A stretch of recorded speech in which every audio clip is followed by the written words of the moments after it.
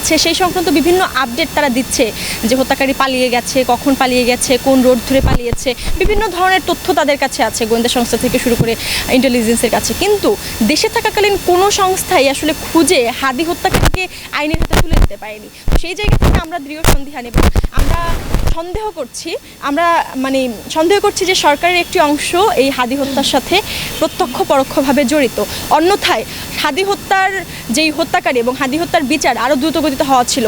হাদির মতো একজন জুলাইয়ের যোদ্ধা, বাংলাদেশপন্থী মানুষ, যিনি আজাদির লড়াইয়ে বাংলাদেশের মানুষের জন্য আজাদি খুঁজতে গিয়ে যিনি শহীদ হয়েছেন, যিনি বাংলাদেশের নতুন এক ধরনের কালচার তৈরি করতে চেয়েছেন, বাংলাদেশের নিজস্ব কালচারকে সমৃদ্ধ করতে চেয়েছেন, এস্টাবলিশ করতে চেয়েছেন, সেই ধরনের একজন বাংলাদেশের সম্মুখ সারির একজন ভোকাল মানুষকেও মানুষের হত্যার পরেও গুলি করে হত্যা করে ফেলার পরেও আমরা তার বিচার নিয়েও আমাদের রাস্তায় নামতে হচ্ছে।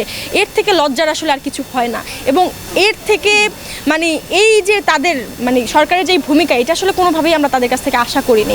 আমরা চেয়েছিলাম একটা ন্যায়ভিত্তিক রাষ্ট্র, আইনের সুশাসন, কিন্তু গত 1.5 বছরে এই সরকার এত শহীদের রক্তের পরেও দাঁড়িয়ে থেকে তারা আসলে সেই দায়বদ্ধতার জায়গাটা পূরণ করতে পারেনি এবং ন্যায়ভিত্তিক যেই রাষ্ট্র, আইনের সুশাসন তারা প্রতিষ্ঠা করতে পারেনি। সেই জায়গা থেকে বলতে চাই, সরকারের মদত ছাড়া এই ধরনের হত্যাকাণ্ড এবং হত্যা করে বাংলাদেশ থেকে পালিয়ে গিয়ে আমরা যেটা শুনতে পাচ্ছি বিভিন্ন মিডিয়া বা অন্যান্য মাধ্যমে যে খুনি পালিয়ে গিয়েছে, তো হত্যার পরে বাংলাদেশের বর্ডার পার হয়ে এসে অন্য দেশে চলে গেছে। তো সরকারি মদত ছাড়া এটা আসলে সম্ভবপর নয়। আপনারা জুলাই যোদ্ধা যারা রয়েছেন তাদের জীবন কতটা হুমকিতে আছে?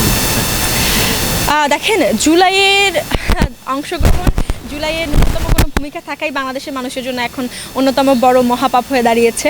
সেই জায়গা থেকে যদি বলি, জুলাইয়ে যারা একদম সামনে ছিল, মিডিয়া ফেস করেছে, যাদেরকে জনগণ চিনে, বাংলাদেশের মানুষ দেখেছে, কিংবা কোনো না কোনোভাবে আওয়ামী লীগ বা অন্যান্য সন্ত্রাসীদের নজরে এসেছে, তাদের জীবন অনেক বেশি সংকটে। আমাদের আসলে জুলাইয়ের, বিশেষ করে মেয়েরা জুলাইয়ের পরে যেই ধরনের মিডিয়া ট্রায়ালের শিকার হয়েছে, যেই ধরনের টার্গেট করে বুলিংয়ের শিকার হয়েছে, মিডিয়া হেনস্থার শিকার হয়েছে, এইটা আসলে বাংলাদেশের বলা চলে অন্য বিগত সময়ের থেকে অনেক বেশি। শেষ হয়নি, সাউন্ডের জন্য আমি একটু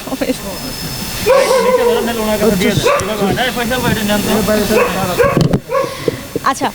তো এই যে মেয়েদেরকে টার্গেট করে বুলিং করা এবং হেনস্থা করা, সেখানে জুলাইয়ের সম্মুখ সারিতে থাকা প্রত্যেকটা মেয়ে, এমন একটা সিঙ্গেল মেয়েকে খুঁজে পাবেন না যে ন্যূনতম হত্যার হুমকি পায়নি, যে ন্যূনতম ধর্ষণের হুমকি পায়নি। আমরা এই যে বিষয়গুলো আসলে দেখে এখন অভ্যস্ততায় পরিণত হয়ে গিয়েছে, কিন্তু এটা তো হওয়ার কথা ছিল না। আমাদের আশা ছিল যে জুলাইয়ের পরে সরকার আসামি এবং আওয়ামী লীগের মদতদাতা, যারা সরাসরি পরোক্ষভাবে আওয়ামী লীগকে সহযোগিতা করেছে, গণহত্যায় মদত দিয়েছে, গণহত্যার প্রেক্ষাপট তৈরি করেছে, যারা গণহত্যায় সহযোগিতা করেছে সরাসরি, তাদেরকে ধরে যাতে বিচার করা হয়। কিন্তু আমরা দেখছি যে তারা এখনও সগৌরবে বাহিরে ঘুরে বেড়াচ্ছে এবং আমাদেরকে নানাভাবে হত্যা থেকে শুরু করে মেয়েদেরকে বিশেষ করে ধর্ষণ এবং নানাবিধ হুমকি দিয়ে আসতেছে। আপু, একটা কোশ্চেন ছিল আমার। আমরা আইন ব্যবস্থা নিয়ে যখন আমরা দেখি, তখন আমরা দেখলাম হাদিকে গুলি করার পর থেকে নিয়ে পালানোর আগ পর্যন্ত আইন ব্যবস্থার কোনো ধরনের ভূমিকা আপনার নজরে আসছে কিনা। আর দ্বিতীয়ত হচ্ছে জামিন, এই বিষয়গুলো আপনি কিভাবে দেখছেন? দেখেন, প্রথমত বলি আপনার প্রশ্নটা আমি আগে একটু কোট করি, যেটা যে সকালবেলা 2 দিনের রিমান্ড, বিকেলে জামিন। তো এটা খুব ফ্রেমিং, আমি যেটা বলি শব্দ খেলা। আমি শব্দ খেলা যথেষ্ট অপছন্দ করি, আমি আজকে প্রেস ব্রিফিংয়েও সেটা বলেছি। শব্দ খেলা জুলাইয়ের সাথে যদি কেউ করতে চায়, সেটা আমরা কোনোভাবেই বরদাস্ত করব না। এবং সুরভির ক্ষেত্রে যেটা হয়েছে, আপনি বলতে পারেন যে এখানে আইনের অনুশাসনটা আমরা ঠিকভাবে দেখিনি। একটা 17 বছরের মেয়েকে, যার জন্ম নিবন্ধন এবং অন্যান্য কাগজপত্র অনুযায়ী যার বয়স 17 বছর 1 মাস, সেই মেয়েকে 21 বছর কিভাবে প্রদর্শন করা হয়, প্রথমত প্রশ্ন। এবং দ্বিতীয়ত প্রশ্ন, 21 বছর প্রদর্শন করে তার জামিন রিমান্ড কিভাবে দাবি করা হয় এবং সেটা কিভাবে মঞ্জুর করা হয়, এইটা একটা প্রশ্ন। এবং আমরা দেখেছি, যখন আমরা উচ্চ পর্যায়ে কথা বলেছি, মন্ত্রণালয় থেকে সংশ্লিষ্ট সরাসরি যখন আমরা আইন উপদেষ্টার সাথে কথা বলেছি, তাকে সরাসরি যখন বিষয়গুলো অবগত করেছি এবং সংশ্লিষ্ট ডকুমেন্টস যখন সাবমিট করেছি, তখন তিনি বিষয়টি নজরে নিয়েছেন এবং তৎক্ষণাৎভাবে ব্যবস্থা নিয়েছেন। এইটাকে ভুলভাবে ফ্রেমিং করার আসলে কিছু নেই যে সকালে রিমান্ড, বিকেলে জামিন, এটাকে ভুলভাবে ফ্রেমিং করার কিছু নাই। আমরা সঠিক জায়গায় সঠিক সময় তথ্যগুলো উপস্থাপন করেছি, যার ফলে দ্রুত ব্যবস্থা নেওয়া হয়েছে, কিন্তু এটাকে অন্যভাবে ফ্রেমিং করা যাবে না।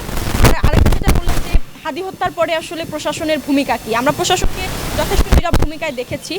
একটা লোক প্রকাশ্যে গুলি করার পরে কয়েক ঘন্টার মাথায় তার পরিচয় উন্মোচন করা হয়েছে, সোশ্যাল মিডিয়া থেকে শুরু করে ওপেনলি উন্মোচন করা হয়েছে। সেই লোক কিভাবে বাংলাদেশের বর্ডার পার করে অন্যত্র চলে যায়, এবং গোয়েন্দা সংস্থাগুলো বিভিন্নভাবে তথ্য দিচ্ছিল যে অমুক অমুক জায়গা দিয়ে অমুক রুট ধরে তারা পালিয়ে গিয়েছে, কিন্তু গোয়েন্দা সংস্থাগুলো কেন তাকে ধরিয়ে দিল না কিংবা তাকে ধরার জন্য প্রয়োজনীয় ব্যবস্থা নিল না, এটা আসলে আমাদের প্রশ্ন। এবং সেই জায়গা থেকে বলতে চাই যে প্রশাসন অত্যন্ত নীরব ভূমিকা পালন করেছে। প্রশাসন যদি শুরুতেই অ্যাক্টিভ থাকতো তাহলে আসলে হাদি ভাইয়ের সাথে এই ধরনের ঘটনাই কখনো ঘটতো না।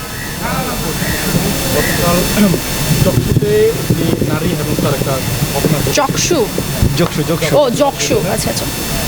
আসলে এই যে নারীদের হেনস্থা আমরা যদি বলি জুলাই কন্যা যারা বলছেন ছবি তাকে নিয়ে যে ঘটনা, এই বিষয়টা আসলে কীভাবে দেখছেন? দেখেন, নারীদেরকে চিরায়িতভাবে সবসময় দুর্বল দেখানোর চেষ্টা করা হয়, দুর্বল হিসাবে আখ্যায়িত করা হয়, এবং সব ক্ষেত্রেই আমরা দেখেছি যে নারীদের আগে নারী একটা আলাদা করে ট্যাগ লাগানো হয়। এই ট্যাগটা এই জন্যই লাগানো হয় যে তুমি নারী, তুমি দুর্বল, এটা তাকে ফিল করানোর জন্য। তো জুলাইয়ের পরেও যেটা হয়েছে, নারীদেরকে সবথেকে বেশি অ্যাটাক করা হয়েছে, সবথেকে বেশি আক্রমণ করা হয়েছে, সেটা সোশ্যাল মিডিয়া থেকে শুরু করে শারীরিকভাবে এবং সরাসরিও বেশি অ্যাটাক করা হয়েছে কিংবা হুমকি দেওয়া হয়েছে। এটার কারণ হচ্ছে তাদের ধারণা নারীরা অনেক বেশি দুর্বল, তার নারীদের প্রতিরোধ ক্ষমতা নাই, তারা নারীরা প্রতিরোধ করতে জানে না। কিন্তু এই ভূমিকাটাকে যে তাদের এই যে ধারণাটাকে, এটাকে তো আমরা জুলাইই ভেঙে দিয়েছি। নারীরাও যে প্রতিরোধ করতে জানে, এটা আমরা জুলাইয়েই আমাদের এই ভূমিকা দিয়ে দেখিয়েছি। আমরা শত সহস্র রূপে নারীরা ফিরে এসেছিল জুলাইয়ে। তো সেই জায়গা থেকে বলতে চাই যে নারীদেরকে আসলে দুর্বল ভাবার কোনো কারণ নেই। আমরা নারীরা একতাবদ্ধ আছি, ঐক্যবদ্ধ আছি, এবং যদি কখনো মনে করা হয় যে নারীদেরকে দুর্বল ভেবে ভাবা হয় কিংবা আক্রমণ করা হয়, সেটাকে এই সুরভির মতো করে আমরা সমন্বিত কণ্ঠে সম্মিলিতভাবে সমুচিত জবাব দিব এবং প্রতিহত করব। জুলাই আন্দোলনের পর যদি বলি, আমি চলে যাব, আমার কালকে পরীক্ষা। ঠিক আছে, ওকে। Thank you.